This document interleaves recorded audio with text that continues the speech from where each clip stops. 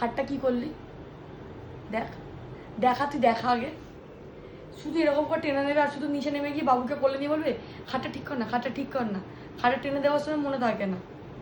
আর এখন না আমি মেকআপ ফিক্সার কিনছি, কারণ এই চুলে ভেবেছি যে পুজোতে কাল করব। যাই হোক, একটু তো চেঞ্জ নিজেকে করতেই হবে।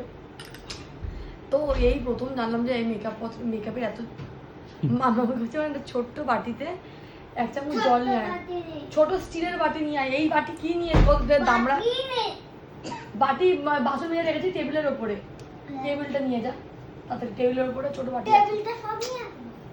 একটা কথা মাথা খারাপ করে দিচ্ছে। তো মেকআপের যা দাম আমি দেখছি, একটা মেকআপ ফিক্সারের দাম 600 টাকা। তোমরা বুঝতে পারছিস? আইব্রো পেন্সিলের দাম 450-500 টাকা। ইউ নো কি মেকআপ করবো? তাতে কি